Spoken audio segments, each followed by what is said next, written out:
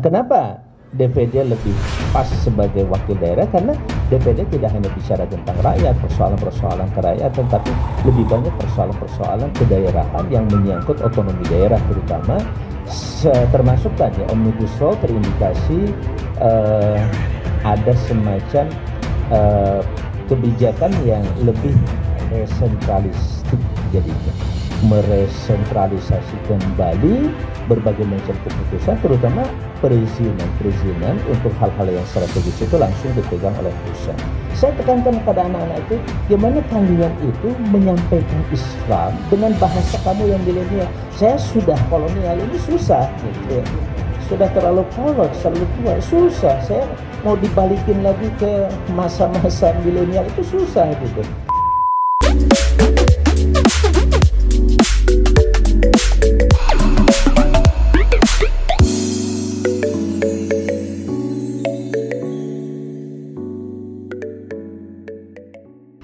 Desa, pemerintahan daerah khusus terkait penyelenggaraan pemerintahan daerah dalam masa pandemi. Yang kedua, pengawasan atas pelaksanaan Undang-Undang Nomor 26 Tahun 2007 tentang Desa Penata Ruangan. Jadi mengkonsentrasi di desa, Undang-Undang Desa. Yang ketiga, pengawasan atas pelaksanaan reforma agraria dan kesalahan tanah di daerah. Nah, kalau bisa nanti diarahkan ke situ, ya silakan. Ada kasus apa, ada masalah-masalah, insya Allah beliau menjawab dan juga akan menampung ya aspirasi. Tidak berpanjang kata, mungkin itu saja langsung karena terbatas. Gimana Pak Toto, apa ada sambutan dari Pak Toto? Langsung saja ya, kepada Al-Ustadz kami persilakan Ustadz. Alhamdulillah bisa sampai ke Parung Panjang ini.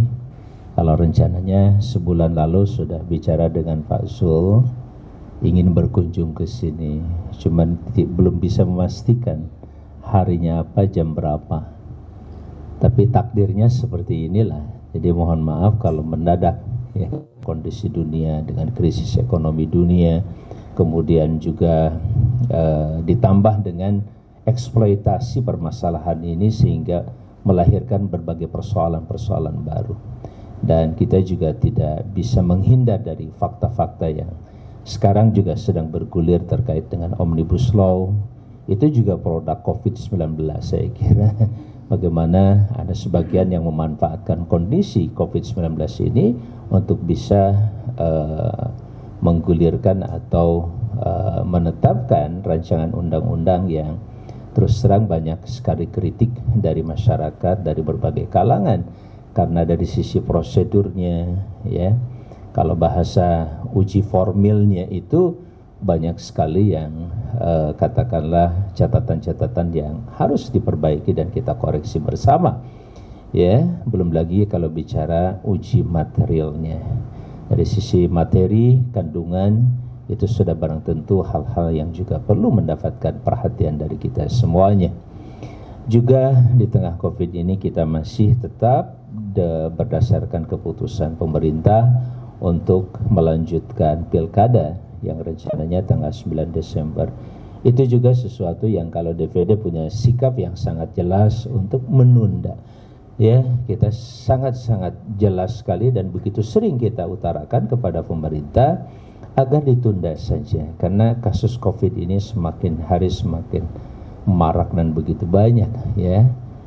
Sehingga kalau dilanjutkan kita khawatir kumpulan masyarakat yang terlalu banyak di TPS-TPS tentu akan menimbulkan efek yang lebih parah nantinya terhadap kondisi COVID ini.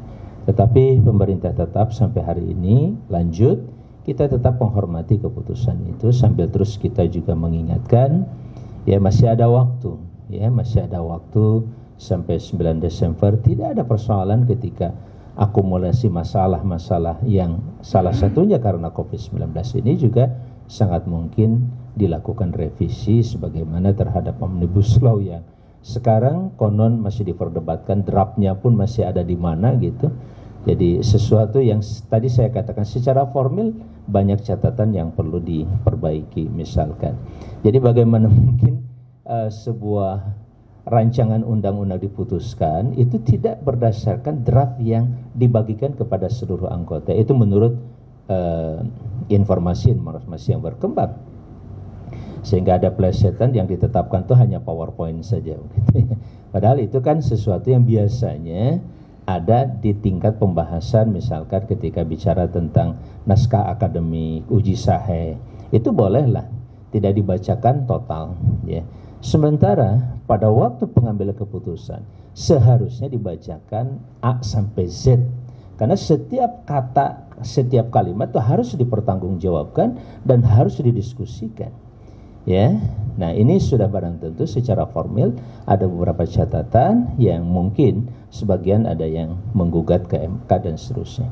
Nah, di tengah persoalan itu sudah barang tentu kita juga sebagai generasi atau bagian daripada masyarakat tidak bisa tutup mata terhadap persoalan-persoalan ini. Kita harus terlibat dalam pengertian secara konstitusional.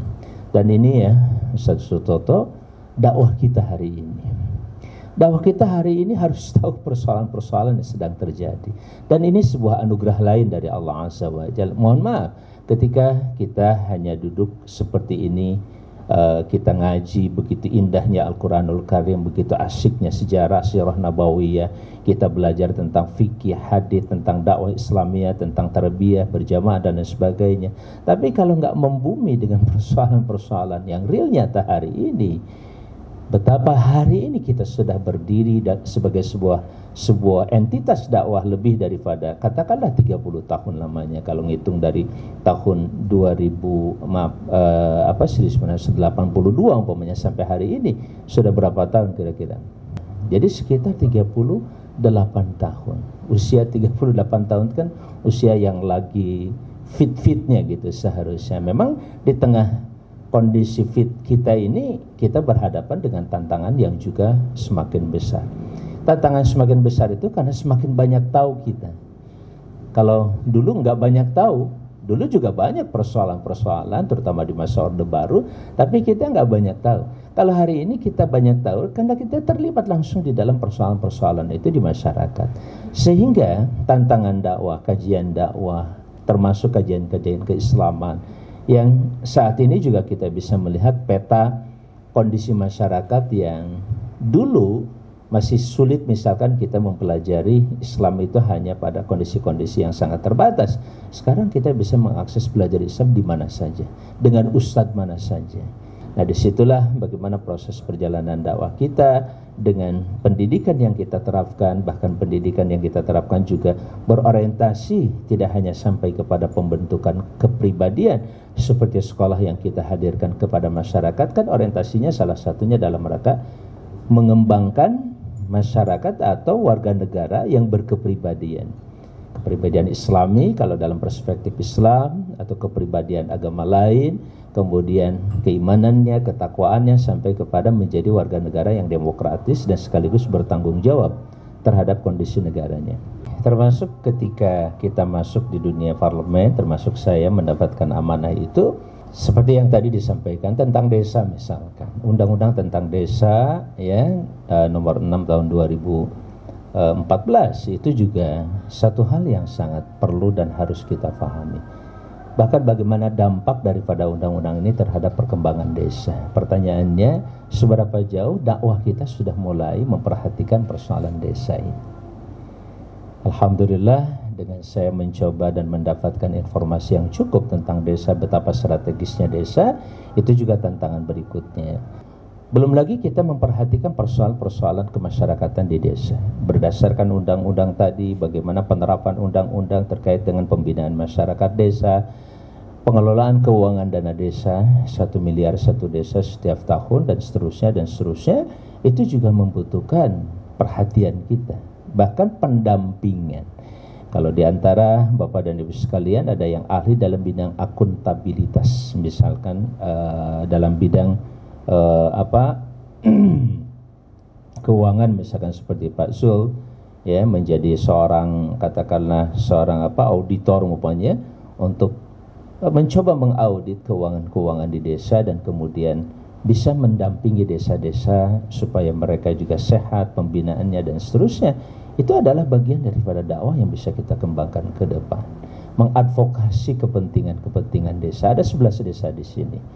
Dan kalau bicara kependidikan juga itu sangat strategis. Kalau Setiap desa coba dibuat yang namanya, kalau kita punya program rumah Quran misalkan, setiap desa bikin rumah Quran tapi afiliasinya ke sini. Bagi yang tidak bisa datang ke sini, sekolah ke sini, kan bisa buka semacam PKBM di desa tersebut. PKBM, tapi nanti nginduknya ke, atau sekolah terbuka tapi nginduknya ke kita. Untuk sementara mungkin di sini baru SMP misalkan, ya. Kalau SD kan banyak di mana-mana. Nah, saudara sekalian yang saya hormati, itu satu persoalan desa. Tadi juga persoalan tata ruang, ya, termasuk persoalan agraria. Persoalan agraria perlu diketahui dari Kementerian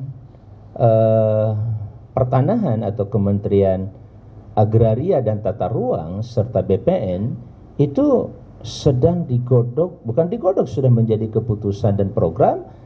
Ada sekitar 9 juta lebih tanah yang sedang diusahakan untuk direstribusi, yang sudah terbukti, yang sudah terrealisasi itu sekitar 3 jutaan, ya. Masih ada kurang lebih 6 juta. Tanah apa saja? Pertama HGU, ex-HGU,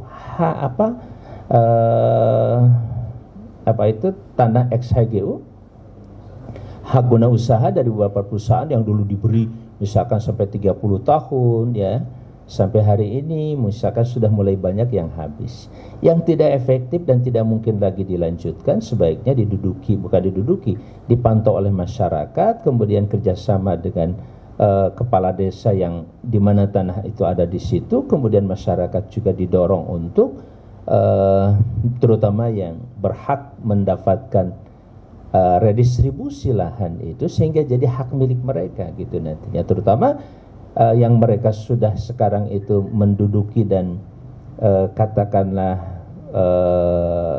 mengolah tanah itu, peluang paling besar untuk mendapatkan redistribusi dari pemerintah, terutama melalui, dan itu adalah program dari pemerintah. Pak Jokowi sangat concern dalam konteks ini. Saya kira itu sebuah program yang sangat positif. Siapapun berhak untuk mengawal, bahkan bagaimana yang 9 juta itu memang sebagaimana BLT bisa tersalurkannya kepada mereka yang paling berhak menerima sebagai bangsa dan negara yang kita cintai. Bagi kita sebenarnya, kalau sekarang umpamanya Omnibus Law dilahirkan itu karena salah satu pertimbangan 30 juta penduduk Indonesia sedang mencari lapangan pekerjaan. 30 juta loh, ya. Nah, saya katakan kalau saja lahan ini dibagikan, yang 9 juta ini dibagikan rata-rata misalkan 10 1000 meter saja, berarti kan 1 hektar dibagi 10 berapa? Halo? 1000 kan rata-rata, atau dibagi 1000 rata-rata 10. Itu kan 1 hektar. Kalau sekarang ada 9 juta hektar dikalikan dengan 10 berapa? 90 juta. 90 juta kepala keluarga mendapatkan tanah, yang setiap kepala keluarga itu mendapatkan 1000 meter. Itu bukan persoalan yang sangat kecil. Yang 30 juta tadi dikasih saja tanah dari situ, selesai enggak? Halo? Kira-kira berpikirnya sederhana.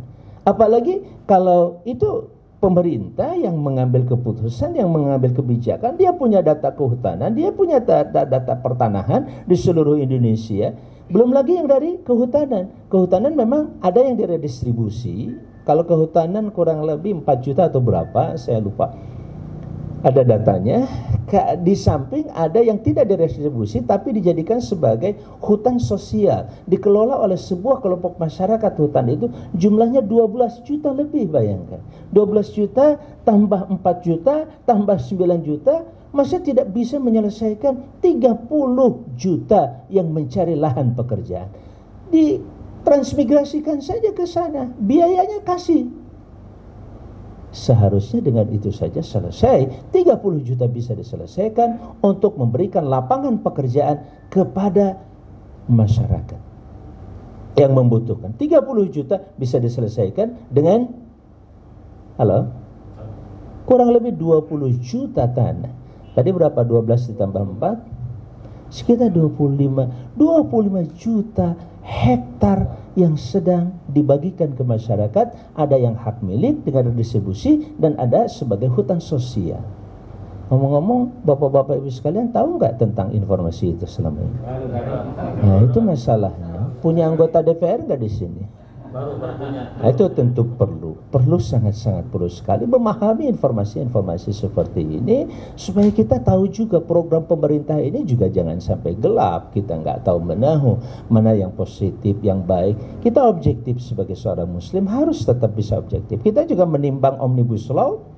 Ya, saya membuat sebuah video menimbang Omnibus Law itu dalam timbangan maqasid asy-syariah. Yang pertama dalam timbangan Pancasila, yang kedua maqasid asy-syariah perspektif Islam. Tujuan perundang-undangan dalam perspektif Islam, bagaimana membaca Omnibus Law itu belum terbit ya, Pak. Seharusnya hari ini cuman Pak Acep keburu jalan ke sini bersama-sama. Tapi jangan lupa subscribe, kemudian like ya, dan share. Ya, komen penting dan share juga ya. Di sini ada 10, 100 kan lumayan. Ya, kita bukan itu yang terpenting, tapi informasi ini paling tidak terdokumentasi dengan baik dan bisa dipertanggungjawabkan. Kalau ada misalkan menyatakan hoax, ayo kita diskusi bersama-sama. Hari ini sebuah pertanyaan menarik juga ya dari salah seorang host di TV ketika ada di antara polisi yang hadir, kemudian yang lain-lain juga ditanyakan bagaimana mengukur bahwa ini hoax, sementara draftnya pun belum selesai, draftnya pun dia tidak pegang, tidak memilikinya dengan baik. Kalaupun benar, kenapa nggak disampaikan ke masyarakat yang lain juga supaya masyarakat tahu, sehingga mana yang hoax mana tidak itu bisa diukur dengan informasi yang benar itu. Ini draftnya disembunyikan, disimpan, hanya dipegang oleh orang-orang tertentu, masyarakat tidak membaca secara total. Bagaimana kita bisa mengatakan bahwa ini informasi hoax atau tidak hoax? Itu juga sesuatu yang harus secara bijak didudukkan secara baik. Hari ini nggak bisa kita mengatakan seseorang hoax karena standar untuk dibaca dan diketahui itu hoax atau bukan oleh masyarakat tidak ada. Itu juga satu catatan penting dalam mengatasi persoalan-persoalan. Tetapi sekali lagi ketika ada nilai positif dan begitu banyak di dalam Omnibus Law, ya kita juga sangat sepakat. Kemudian sisi negatifnya juga jangan dilupakan. Kemudian kita timbang bersama-sama dan salah satunya adalah kajian maqasid asy-syariah dalam Islam. Saya kira Pak Zul atau Ustadz yang lain juga bisa mengkaji seperti itu. Itu akan sangat membantu untuk kita secara objektif untuk mengatakan tetap dilanjutkan, diterima, atau ditunda, atau ditolak sama sekali. Itu bisa kita tentukan bersama-sama ketika kita melakukan kajian seperti itu. Nah, dalam kondisi draft masih sangat-sangat terbatas dan saya secara pribadi juga belum bisa mendapatkan draft seperti itu sebagai anggota DPD. Seharusnya saya juga punya, dan itu sangat terbatas. Ketika saya minta kepada kawan-kawan, dia hanya memberikan outline-nya saja atau PowerPoint-nya juga. Saya minta draft yang full. Saya bilang yang 900 sekian halaman atau yang 1000 sekian halaman, oke, nggak apa-apa. Itu kan sama dengan membaca buku Al-Muqaddimahnya Ibnu Khaldun yang 1118 itu. Sudah terlatih kita baca yang 1000 halaman gitu kan. Itu kan kita bisa, walaupun yang ada yang bacain. Kan kalau pakai Google kan enak, ada yang bacain juga gitu. Sambil tiduran antum ada yang bacain tetap. Gak apa-apa, nggak ada persoalan buat kita. Saya kira itu sudah sekalian sudah jam 3, sehingga waktu untuk tanya jawab masih bolehlah kita coba buka 1-2. Tapi paling tidak informasi seperti itu patut dipahami oleh kita semuanya. Sementara tentang ke-DPD-an, ya secara singkat, DPD adalah lembaga legislatif sama dengan DPR RI, dipilih oleh rakyat langsung. Cuman DPD hanya ada di pusat, tidak pernah ada di daerah, walaupun namanya Dewan Perwakilan Daerah. Sehingga posisinya wakil daerah di pusat itu DPD yang paling pas, sementara wakil pusat di daerah yaitu gubernur. Itu baru sinkron, terjadi sinkronisasi seperti itu. Nah, kenapa DPD lebih pas sebagai wakil daerah? Karena DPD tidak hanya bicara tentang rakyat, persoalan-persoalan kerakyatan, tapi lebih banyak persoalan-persoalan kedaerahan yang menyangkut otonomi daerah terutama, termasuk tadi Omnibus Law terindikasi ada semacam kebijakan yang lebih resentralistik jadinya. Meresentralisasi kembali berbagai macam keputusan, terutama perizinan untuk hal-hal yang strategis itu langsung dipegang oleh pusat. Ya, padahal daerah sangat perlu dilibatkan lebih jauh, karena daerah yang paling tahu, terutama tingkat desa, yang paling tahu posisi tanah itu seperti apa kondisinya. Memang perlukah dibuat industri strategis di situ atau tidak? Tapi ketika negara membutuhkan, no problem, tidak ada masalah. Tapi jangan lupakan keterlibatan masyarakat di situ, desa juga kabupaten serta kotanya penting dilibatkan, walaupun tidak harus kemudian terlalu jauh sehingga diindikasikan katakanlah mempersulit perizinan. Jangan juga, tapi jangan juga diluputkan sama sekali, sebab mereka paling tahu tentang kondisi terutama AMDAL di kawasan itu. AMDAL kan tidak hanya terhadap lingkungan dalam pengertian sawahnya gimana, apakah terjadi pengalihan lahan produktif kepada lahan industri, apakah di situ terjadi limbah segala macam. Bukan hanya itu, limbah moral, limbah pemikiran, limbah gaya hidup itu juga perlu dipertimbangkan ketika membangun sebuah industri strategis. Apalagi jika industri strategis itu mendatangkan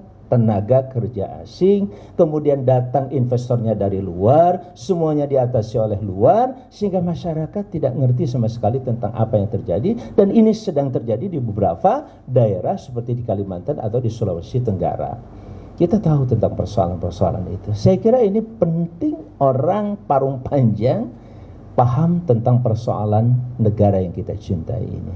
Karena kita punya amanah dari Allah Subhanahu wa taala sebagai mandataris Allah di muka bumi. Ya, walaupun bahasa itu masih selalu dijadikan sebagai bahasa-bahasa radikal dan seterusnya. Saya kira seperti itulah.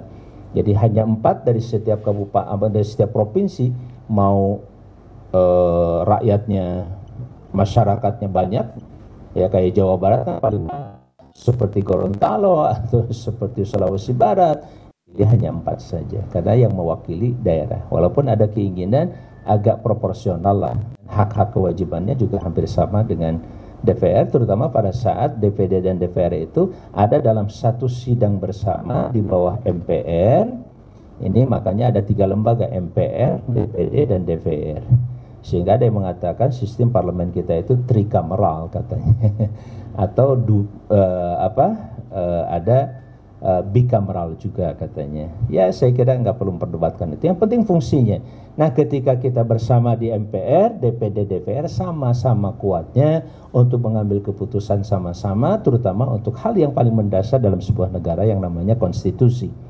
Jadi pada saat ada penetapan konstitusi, membahas, menetapkan, DPD, DPR tidak ada bedanya. Sama persis, hak dan kewajibannya sama persis. Tapi pada saat dipisah kamarnya, kemudian ketika konstitusi itu harus diturunkan dalam bentuk undang-undang, dan undang-undang itu diserahkannya hanya kepada DPR untuk diputuskan bersama-sama dengan pemerintah. Sementara DPD tidak diberikan kewenangan di situ.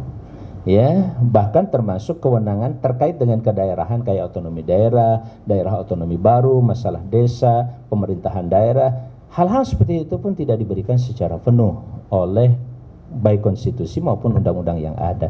Saya kira ini yang perlu mendapatkan concern dan perhatian kita, bahwa penguatan DPD paling tidak untuk masalah-masalah kedaerahan sangat-sangat perlu diberikan kewenangan. Jangan lihat saya, jangan lihat kondisi sekarang, tapi lihatlah lembaganya yang cukup strategis dan sangat penting menjadi lembaga penyeimbang.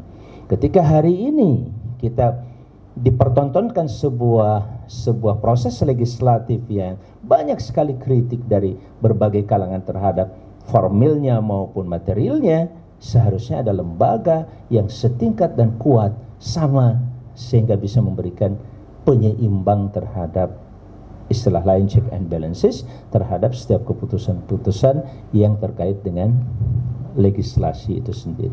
Karena namanya legislasi adalah proses pembentukan sebuah undang-undang yang sangat-sangat menentukan kita bernegara mau seperti apa, tergantung legislasinya. Makanya pemilihan seorang ALEG sangat-sangat strategis. Jangan sekali-kali membiarkan proses itu kemudian menghasilkan para anggota legislatif yang tidak kredibel dalam konteks itu.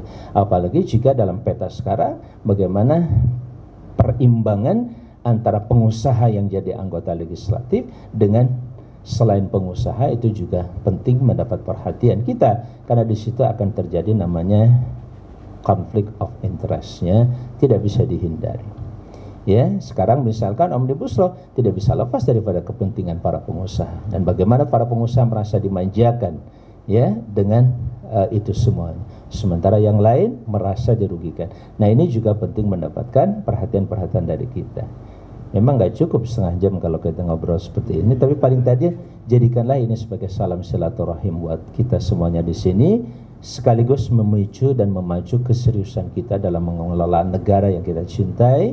Di mana kita berada, disitulah kita berbakti dan terus berkontribusi buat bangsa yang kita cintai. Karena negara tanpa desa tentu tidak ada negara itu.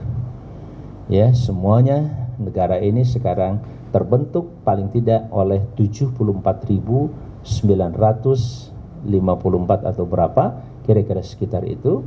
Ya, kalau dibulatkan, tapi nggak bisa dibulatkan ya, karena ini faktanya seperti itu. Sekitar 74.900 sekian desa. Itu penting sekali untuk diperhatikan, karena desa itulah yang membangun konstruksi negara yang kita cintai. Rusak desa, hancur desa, maka ke atasnya juga akan rusak. Ya, jangan biarkan tiang ini rusak walaupun ada tiang-tiang yang lain, karena tiang ini cukup menentukan bagaimana bangunan ini berdiri secara baik dan tegak. Saya kira itu penting sekali. Itu saja yang bisa saya sampaikan. Hadanallahu wa iyyakum ajmain. Wassalamualaikum warahmatullahi wabarakatuh. Waalaikumsalam warahmatullahi wabarakatuh. Alhamdulillah, jazakallah khairan kepada Al-Ustaz. Dan ini memang mudah-mudahan pertemuan awal dan akan berlanjut nanti insya Allah ya Ustaz. Tapi kan memang beliau, ya tapi beliau kan amanahnya 5.300 desa. Jadi nanti insya Allah mudah-mudahan ini awal yang baik. Nanti insya Allah, iya mudah-mudahan nanti. Dan langsung kita buka sesi tanya jawab Ustaz. Iya alhamdulillah, karena beliau punya target ini sampai 500 desa ya Ustaz ya, dari kita gitu. Kalau boleh Parung Panjang ini bagian perhatian beliau juga dari sekian banyak desa. Nah ini tergantung kita nih. Nah untuk itu kita buka karena waktu beliau terbatas. Ada pertanyaan, harapan, istilahnya aspirasi dari Bapak Ibu semua, Ustadz-Ustadzah semua. Faitafadhol Maskuran. Kalau untuk Maladeras ini paling yang masalah hubungannya dengan ini premanisme kampung gitu ya, yang menguasai daerah-daerah di sini.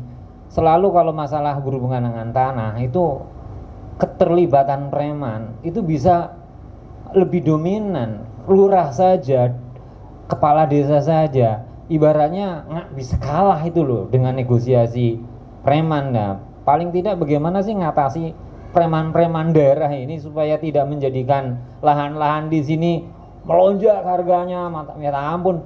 Tetapi ketika dibeli oleh yang beli Centraland, yang beli pabrik perumahan ini dengan harga segitu, tapi bisa kemudian premannya menaikkan harganya 2-3 kali lipat, sementara dia juga ketika sudah beli harganya bisa 10 kali lipat. Nah itu apakah ada aturan mainnya enggak di dalam undang-undang saya begitu ya, masalah pertanahan ini? Apakah pengusaha seenaknya sendiri mau menaikkan begitu? Preman juga apakah nggak tahu, apa punya bahasa kemanusiaan nggak untuk kayak begitu? Ya ini mengatasi preman ini kelurahan aja saya pikir belum sanggup itu. Nah ini yang sering saya dengar gitu ya kalau di masyarakat kayak gitu. Nah ini paling itu aja sih. Saya Bu Eli dari Parung Panjang. Salah, Kabasiran, Desa Kabasiran ya. Yang menjadi sekarang adalah pikiran yang mungkin banyak ketika mulai bermunculan banyak perumahan-perumahan di sekitar kami. Ada Centraland dengan segala mungkin fasilitas taman yang indah sehingga kemudian menjadi tempat berkumpulnya para muda-mudi di bawah umur. Dan mungkin nanti Allah-alam dengan semakin banyaknya perumahan yang lain pun kemudian ditambah dengan banyaknya pendatang-pendatang non-muslim, sehingga kemudian bermuncullah gereja-gereja sebagai tempat peribadatan mereka ini. Ada sisi senangnya ketika kemudian desa kami berubah menjadi seperti kota. Tetapi di sisi lain ini menjadi PR bagi kami barangkali ketika muncul kenakalan-kenakalan remaja, seks bebas, pergaulan yang luar biasa ini terjadi, sehingga kemudian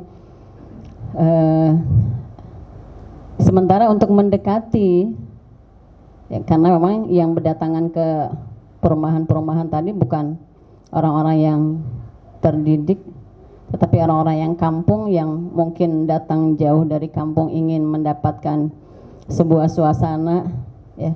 Ini kami menjadi PR barangkali ya buat kami sendiri, bagaimana cara masuk ke dunia mereka dengan jumlah anak-anak yang sangat banyak, ditambah kemudian dengan narkoba. Jadi satu sisi ada nilai plusnya dengan pendatang yang mungkin kemudian terdidik, bersemangat, tapi di sisi lain kami belum mampu untuk masuk ke masyarakat pedesaan yang kemudian pola pikir tentang pendidikannya masih mungkin terbelakang karena unsur pendapatan keuangan yang sedikit barangkali ya. Jadi ada sisi bahagianya, tapi ada juga PR buat kami. Itu barangkali sedikit masalah, entah itu kemudian ini bagian dari yang lainnya. Mohon pencerahan dari Ustadz. Sekian, Assalamualaikum warahmatullahi wabarakatuh. Kalau kami misalkan reses ini hanya 18 dan DPR juga 18 per anggota, saya harus bergerak di 27 kota kabupaten. Kalau satu anggota DPR seperti Pak Fahmi di sini di Kabupaten Bogor hanya satu kabupaten. Artinya untuk bisa membuat kegiatan 18 kali di satu kabupaten itu sangat mungkin beliau lebih sering ke sini. Kalau saya mungkin 5 tahun sekali juga belum tentu. Tapi ya nanti ya tentu adalah waktu-waktu lain yang bisa dialokasikan nanti selain di waktu-waktu reses. Nah, apa yang disampaikan oleh beliau juga terkait dengan hari ini, sekali lagi inilah dakwah kita. Dakwah yang sangat-sangat real, nyata, membumi banget gitu. Kalau dulu bicara tentang usul fikri segala macam masih di awang-awang. Sekarang itu sudah nyata. Di lapangan itu kita berdebat, berpikir. Termasuk tadi, kalau bicara dalam konteks kuliah, misalkan ada bahasa sekularisme, sekularisasi kehidupan, terutama dunia politik. Ya sekarang kita merasakan kenyataan itu. Apa yang disampaikan oleh Ibu tadi adalah fenomena sosial lainnya yang semakin memperkuat adanya pertarungan hak dan batil itu dalam konteks kehidupan yang lebih nyata. Bahkan ketika ada ungkapan nahnu nurabbi wa haula yurabbun, kita mendidik, mereka juga mendidik. Kalau sekarang ada indikasi atau ada analisa tentang kebangkitan komunisme misalkan, itu bagian dari proses pendidikan yang mereka lakukan selama ini. Katakanlah dari tahun 65 atau dari tahun 38 misalkan sampai hari ini, mereka nggak berhenti mendidik, baik anaknya, keturunannya dan lain sebagainya, atau tetangga-tetangga terdekat di antara mereka. Bahkan bagaimana strategi mereka, misalkan seorang komunis yang sangat dekat dengan seorang kiai yang akhirnya bisa membunuh sang kiainya gitu. Itu hal-hal yang terjadi dalam sejarah. Artinya apa?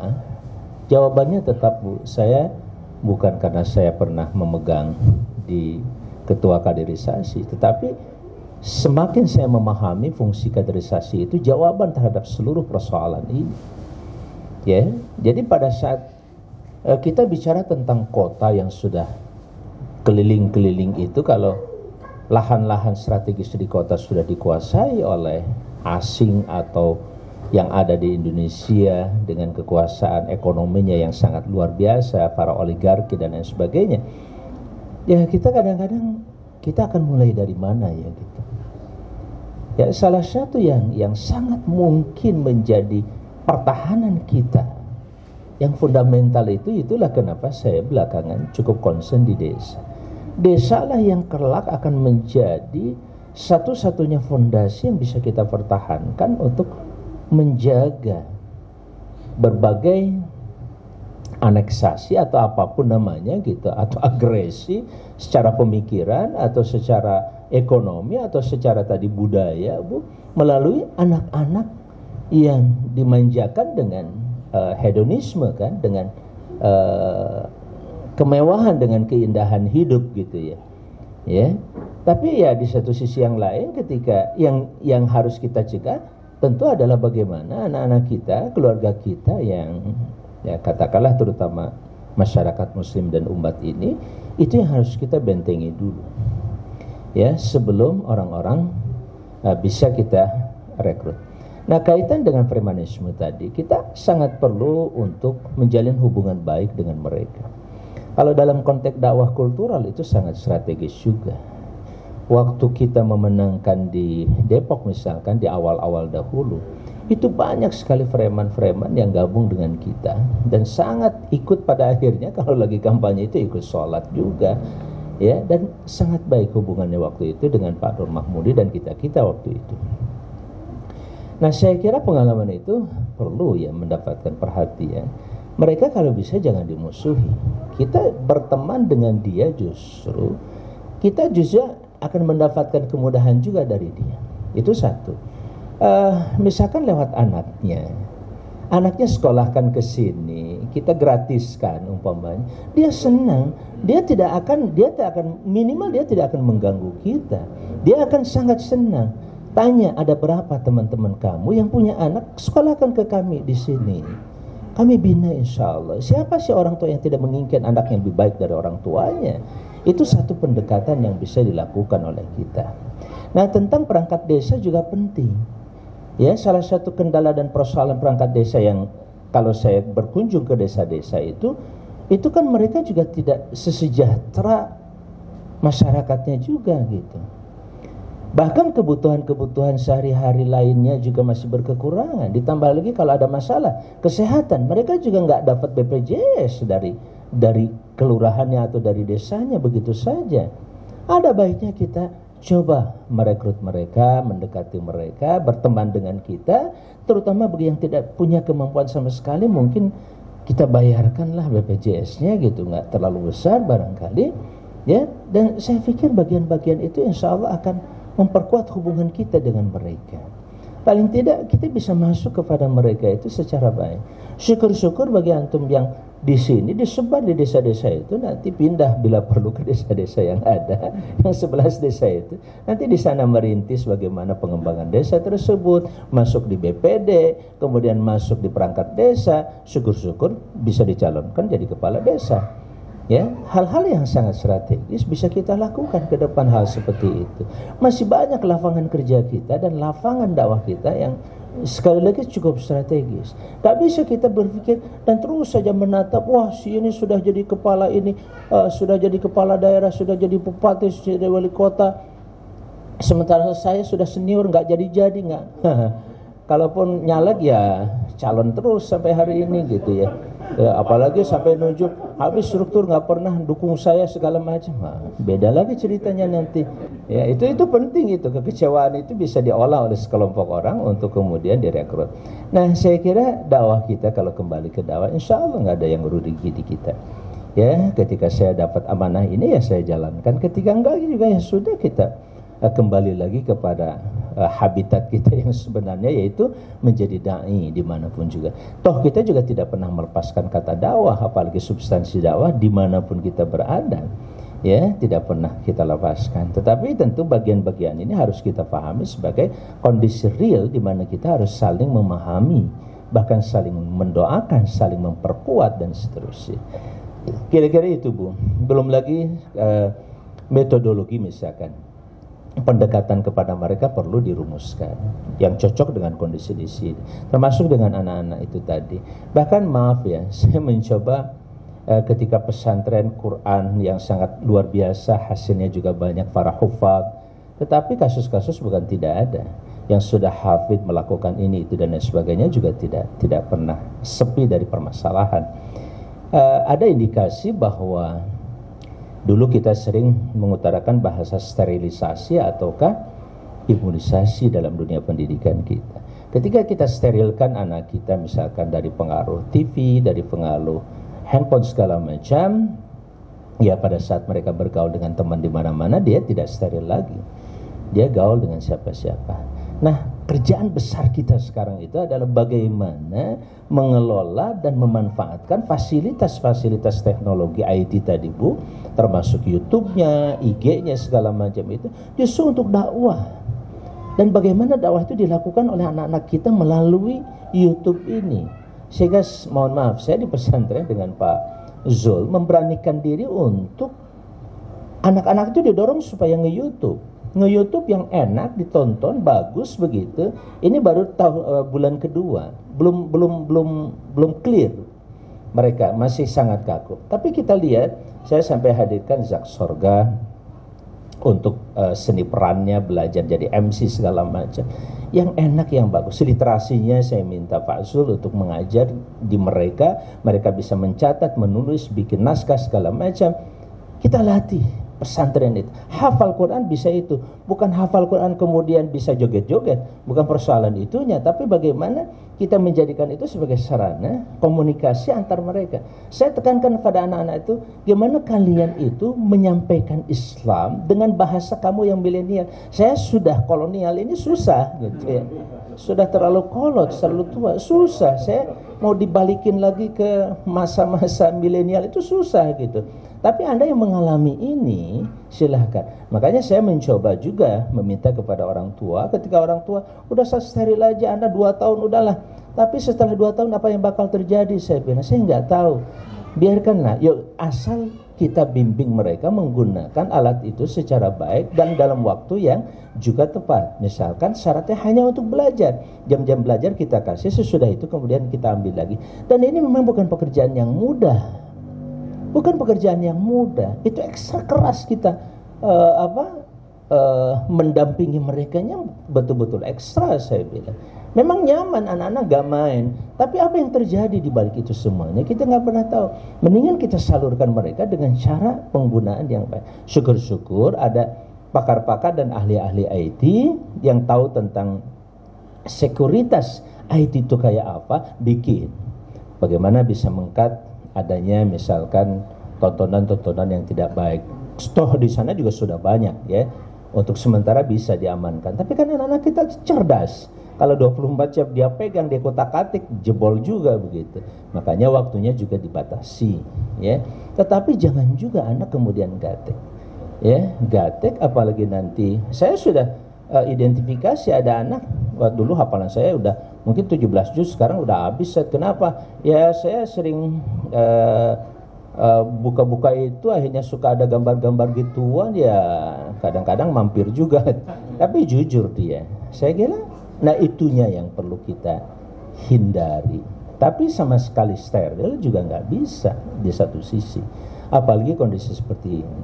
Kalau saya lebih baik mereka bertanya kepada saya tentang itu daripada dia bertanya kepada temannya yang tidak tahu jawabannya, kecuali udah coba aja lu buka ya. Kalau menurut kita kan enggak, kita kasih pandangan, oh itu yang seperti ini, kondisinya seperti ini.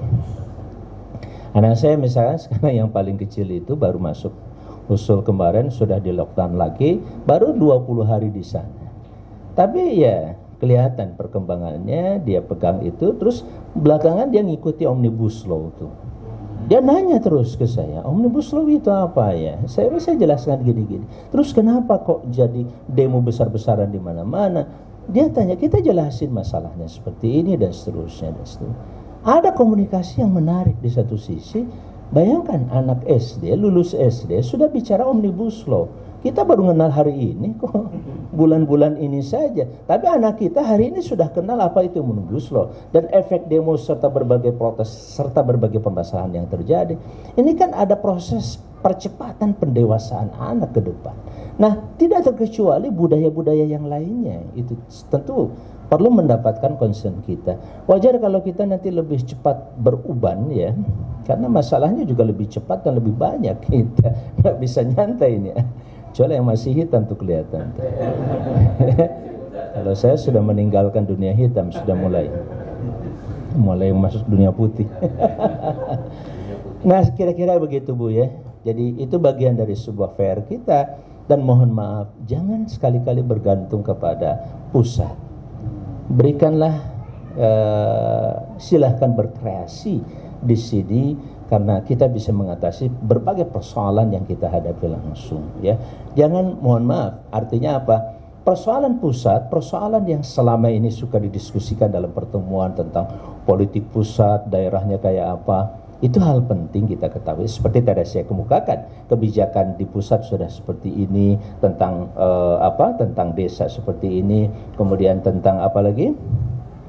Tentang ekonomi, tentang pertanahan, sesuatu yang harus difahami. Sebab nanti ketika ada di daerah, misalkan dalam satu kecamatan ini ada enggak sebuah hutan terlantar, itu dicek ke BPN, ternyata itu jelas milik kehutanan negara, terlantar, bisa enggak dikelola oleh masyarakat di sini. Itu kan sebuah hal yang optimis, bisa kita advokasi dan kita lakukan. Apalagi kalau di kawasan ini misalkan ada perkebunan terlantar milik, katakanlah di bawah Perhutani, kemudian Kementerian Agraria, ex-HGU, bisa enggak kita advokasi masyarakat yang tidak punya lahan, kemudian diusulkan mereka mendapatkan, sehingga berubah tanah itu menjadi namanya TORA, tanah objek reforma agraria atau redistribusi agraria. Karena bentuk reforma itu salah satunya adalah redistribusi agraria, dibagikan, dikasih oleh negara. Ada yang dapat 1000 meter, ada yang 800 meter, tergantung kondisi yang ada di sekitar itu. Dan ini positif di satu sisi, sehingga banyak masyarakat yang sampai ada bahasa Ibu Menteri, yaitu Bu Siti Nurbaya, sudah tidak boleh ada lagi namanya kriminalisasi masyarakat yang menggarap sebuah hutan. Dikriminalisasi jangan. Sekarang tinggal dilihat penggarapannya merusak atau tidak. Kalau ternyata positif, dibikin kebun jagung sama dia, dibikin katakanlah sawah istilahnya huma kalau di Sunda, ya, cuman setahun sekali kalau lagi ada ini, terus dijadiin, ini kan positif. Ini advokasi supaya dia mendapatkan hak, mendapatkan, kalau itu adalah yang diredistribusi jadi milik dia, kalau enggak minimal mendapatkan pengelolaan tadi, yang pengelolaan hutan itu bisa mencapai 35 tahun. 35 tahun, bahkan ada dana untuk pemeliharaan dan penanaman bibit-bibit tertentu. Nah, ini penting tahu persis, terutama kalau nanti ada anggota DPR dari partai manapun, tidak ada persoalan dalam konteks ini, minta bantuannya untuk advokasi masyarakat di sekitar ini, dan kemudian kita bisa melihat ini. Jadi kalau skalanya kecamatan apalagi kabupaten, akan terlihat petanya jauh lebih besar. Kalau skalanya desa mungkin ada di antara desa yang punya, ada yang tidak. Tapi skala kecamatan sudah kelihatan. Oh, di sini ada nih.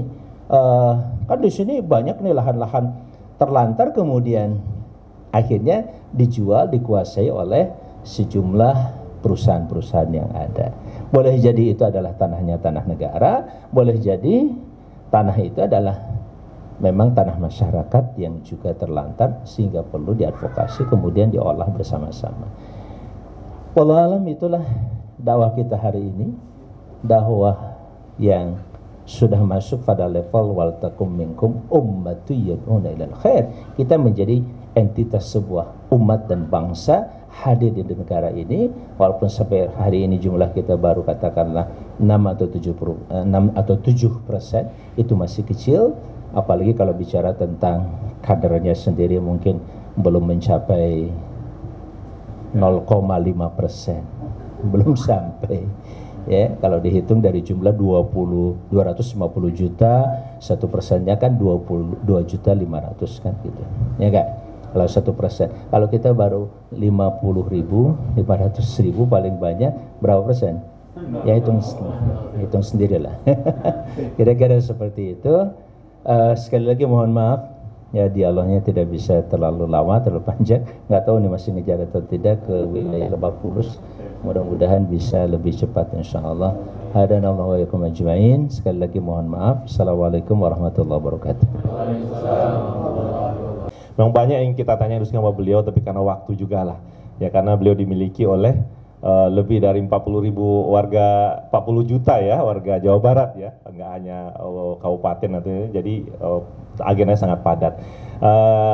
insya Allah mudah-mudahan nanti Allah mudahkan nanti. Tapi seharusnya Ana rutin berkunjung ke Depok dan diskusi sama beliau gitu pada saat waktu senggang beliau. Jadi kalau apa-apa nanti insya Allah bisa ya Ustadz ya. Jadi kehadiran fisik beliau tidak menghalangi kita untuk tetap ya menyampaikan seperti Parung Panjang seperti apa ke depannya nanti. Fisik tidak menjadi kendala gitu, hikmahnya pandemi ya Zat. Inilah yang kita butuhkan, keteladanan. Kita sebagai teladan dan kita juga harus menteladani. Insya Allah beliau sudah hadir di sini. Beliau sangat besar amanahnya, beda dengan anggota Dewan DPRI Ustadz Habib. Sering ke sini Ustadz Habib, beliau 27 kota kabupaten dengan yang terbaru adalah Pangandaran ya. Jadi demikian Ustadz, ya, insyaallah ini semoga nanti kita akan menjadi kenangan kita ya. Jangan lupa like, share, subscribe channel inspirasi dari Kang Haji Amang Safruddin ya. Jangan lupa subscribe ini.